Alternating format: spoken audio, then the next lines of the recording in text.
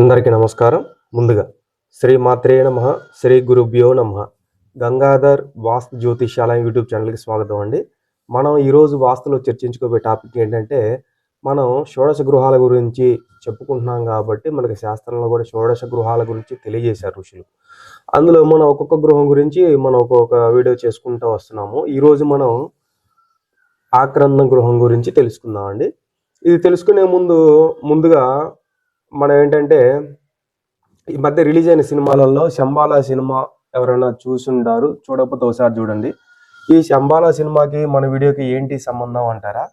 ఆ సినిమాలో ఏంటంటే వాస్తు పురుషుని ఆవిర్భావం గురించి వాళ్ళు తెలియజేశారనమాట.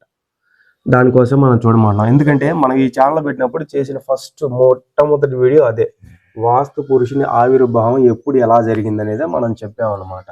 మనం చెప్పిన దానికన్నా కూడా సినిమాలలో వీడియోల రూపంలో గ్రాఫిక్స్ అవన్నీ కొంచెం యాడ్ చేసి చూపించడం వల్ల ఏంటంటే మనకి బ్రెయిన్లోకి త్వరగా ఎక్కుద్ది అనమాట. అంటే చూస్తా వింటున్నాం కాబట్టి. ఇప్పుడు ఇదేంటి, మనం చెప్పామనుకోండి, సబ్జెక్టు కొంచెం అర్థం చేసుకునే వాళ్ళకి త్వరగా అర్థమవుతుంది, కానీ వాళ్ళకి కొంచెం లేటుగా అర్థమవుతుంది. అట్లానే ఆ సినిమాలో కూడా వాళ్ళు చూపించింది అదే.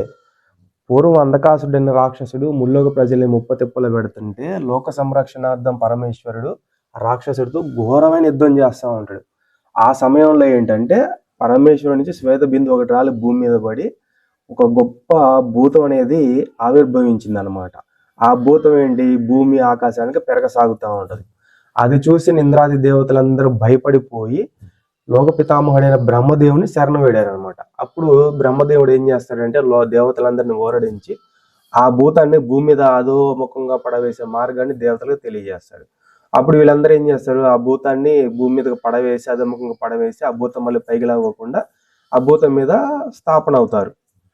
అప్పుడు ఆ భూతం ఏం చేసిద్ది, ఓ ఇంద్రాది దేవతలారా మీరు నేను ఏం తప్ప అంటే ఆ భూతానికి తెలియదు కదా, తనకి ఏంటి అనే పర్పస్ కూడా తెలియదు.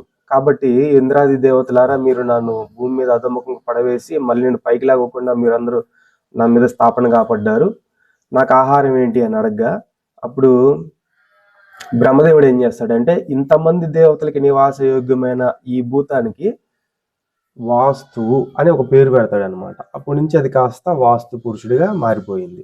అయితే ఇప్పుడు ఆ భూతం నాకు ఆహారం ఏమి అడగ్గా అప్పుడు వీళ్ళు ఏం చేస్తారంటే ఇంద్రాది దేవతలు, ఎవరైతే వైశ్యదేవం ఆచరించి గృహస్థుడు గృహం కట్టుకొని గృహప్రవేశం చేసేటప్పుడు వాస్తు పూజ చేసి గృహం కట్టుకునేటప్పుడు గృహ మధ్యమున వేయి బలియు, గృహప్రవేశం చేసేటప్పుడు వాస్తు పూజ చేసి చేస్తారు కదా, అప్పుడు వేయి బలియు, యజ్ఞయాగాదులలో వేయి బలియు, ఎవరైతే అజ్ఞానపూర్వకంగా యాగాదులే చేస్తారో అవి నీకు ఆహారం అని చెప్పగా అప్పుడు వాస్తు పురుషుడు సంతోషిస్తాడు అనమాట. అంటే శాంతి పడతాడు.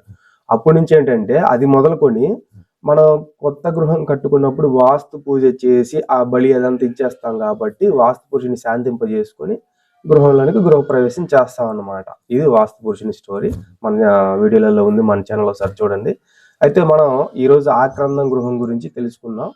చూడండి, ఇప్పుడు ఇక్కడ కనుక చూసుకుంటే ఇది మన గృహం అనుకోండి. ఇది మన గృహానికి దిక్కులు తీసుకుంటే తూర్పు, పడమర, దక్షిణం, ఉత్తరం. విదిక్కులు తీసుకుంటే ఈశాన్యం, ఆగ్నేయం, నైరుతి, వాయువ్యం.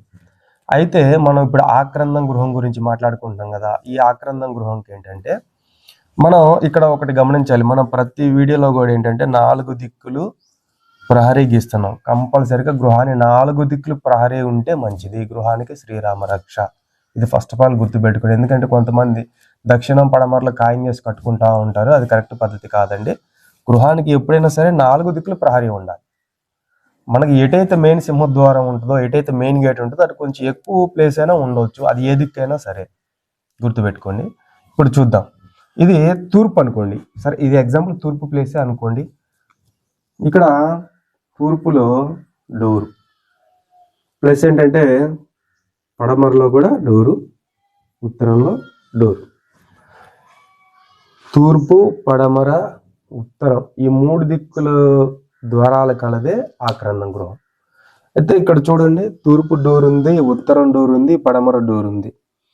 ఇది ఉత్తరం డోర్ కూడా ఉంది కాబట్టి అందరూ మంచిదే కదండి అని చెప్పేసి అనుకుంటా ఉంటారు.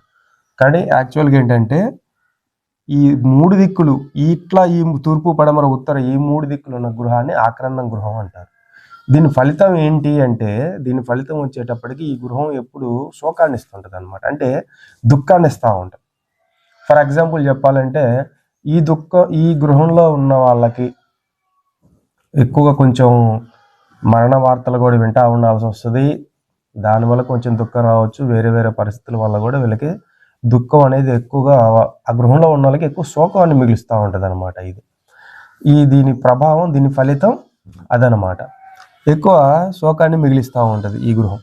కాబట్టి ఈ ఆక్రందం గృహాన్ని కూడా, ఇది చూడటానికి మీరు గమనిస్తే అందరూ కొన్నిళ్ళు ఇలానే ఉంటాయి. మాకు తూర్పు డోర్ ఉంది, పడమర డోర్ ఉంది, ఉత్తరం కూడా ఉందండి, మంచిదే కదా, ఇంకా దీంట్లో ఏముంది మీరు చెప్పడానికి అనేసి కూడా అడుగుతా, అంటే అట్లా ఉంటారు. కాబట్టి మనకి షోడశ గృహాలు కూడా మనకి శాస్త్రంలో తెలియజేశారు కాబట్టి ఇది ఆక్రందం గృహం. ఈ గృహం నిర్మించుకోవడంలో వచ్చే ఫలితమే శోకం అన్నమాట. ఆ గృహంలో నివసించే వాళ్ళకి ఎక్కువ శోకాన్ని, దుఃఖాన్ని ఇస్తూ ఉంటుంది అది. కాబట్టి ఈ టైప్ ఆఫ్ గృహం కూడా ఎక్కువగా నిర్మించుకోవద్దు. దీనికి సింపుల్ సొల్యూషన్స్, రెమెడీస్ చెప్పాలన్నా కూడా చాలా ఉంటాయి. ఇంకో డోర్ పెట్టుకోండి. ఇప్పుడు ఈ తూర్పు ఫేస్ వాళ్ళు అవ్వచ్చు, ఉత్తర ఫేస్ వాళ్ళు అవ్వచ్చు, పడమర ఫేస్ వాళ్ళు అవ్వచ్చు, ఈ గృహాన్ని నిర్మించుకుంటే దీనికి సొల్యూషన్ ఏంటి? ఇప్పుడు నిర్మించేసుకున్నారు, కొంతమంది పాత గృహాలలో నిర్మించేసుకున్నారు లేదా నిర్మించుకుంటున్నారు. మరి ఇది ఆక్రందన గృహం అవుతుందో వాళ్ళకి తెలియకుండా నిర్మించేసుకుంటా ఉంటారు. ఎవరు చూసినా కూడా తూర్పు డోర్ ఉంది, ఉత్తరం కూడా ఉందండి, పడమర ఉంది, ఇంకేంటి నెంబర్ 1 మీకు అని చెప్పేసి అంటూ ఉంటారు. అలా కాదండి. మనకి ఏ గృహాన్ని నిర్మించుకుంటే ఎలాంటి ఫలితం వస్తుంది అనేది కూడా మనకి శాస్త్రంలో తెలియజేశారు. కాబట్టి దీనికి ఇంకొకటి, ఈ ఆక్రందం గృహం కాకుండా వేరే గృహం అవ్వాలి అంటే సింపుల్గా ఇటు ఒక డోర్ పెట్టుకున్నారు అనుకోండి, విజయ గృహం అయిపోతుంది. ఇట్లాంటి సింపుల్ లాజిక్లన్నీ చాలా ఉంటాయండి. చాలామంది మన గృహం నిర్మించుకునే ముందు అన్ని విషయాలు తెలుసుకొని నిర్మించుకోవాలి. చాలామంది ఏంటంటే సింపుల్గా కొంతమంది అడుగుతూ ఉంటారు, సార్ మేము గృహం నిర్మించుకున్నాం, ద్వారం ఏ ప్లేస్లో మీరు చూసాము, వీడియోలో చూసాము, ఆ ప్లేస్లో ద్వారం పెట్టుకున్నాం, మంచిదే కదా, మిగతా విషయాలు ఏ గృహం అవుతుంది? ఇప్పుడు షోడశ గృహాల గురించి చెప్తున్నాం, మరి మీరు ఏ గృహం నిర్మించుకుంటున్నారు? ఆ ప్లేస్లో ద్వారం పెట్టారు, ఓకే, ఏ గృహం నిర్మించుకుంటున్నారు అది తెలుసుకోవాలి కదా. అది తెలుసుకోవాలి. ప్లస్ వర్గుల ప్రకారం మీ పేరు ఏ ఆయంలో, ఏ వర్గులలోకి వస్తుందో చూసుకోవాలి, మీకు ఏ ఆయం సెట్ అవుతుందో చూసుకోవాలి. మర్మస్థానాలు, బ్రహ్మస్థానాలు ఇవన్నీ కొద్దిగా డ్యామేజ్ అవ్వకుండా చూసుకుంటే మ్యాక్సిమం ఆ గృహంలో ఉన్న వాళ్ళు కొంచెం సుఖశాంతులతో నివసిస్తారండి. ప్రతిదీ శాస్త్రంలో చెప్పే ప్రతి పాయింట్ మనకి ఉపయోగపడేదే. ఋషులు ప్రతి విషయాన్ని కూడా వాళ్ళు ముందు జాగ్రత్తతో, తపశక్తి, దివ్య దృష్టితో చూసి, అనుభవించి, విశదీకరించి మనకి గ్రంథాల రూపంలో మనకు అందించారు. వాళ్ళని విమర్శన చేయడానికి మనం ఏం చేయలేమండి. వాళ్ళు రచించిన గ్రంథాలు మనం ఫాలో అయిపోతే చాలు. ఎందుకంటే ఋషుల కన్నా మనం గొప్ప వాళ్ళం కాదు. కాబట్టి వాళ్ళ రచించిన గ్రంథాలు ఇవి మనం ఫాలో అయిపోతే చాలు. ఈ వీడియో కనుక మీకు నచ్చితే లైక్ చేయండి, షేర్ చేయండి. మనం నెక్స్ట్ ఇంకో టాపిక్, ఇంకో వీడియోతో మళ్ళీ కలుద్దామండి. అంతవరకు సెలవు. జై శ్రీరామ్.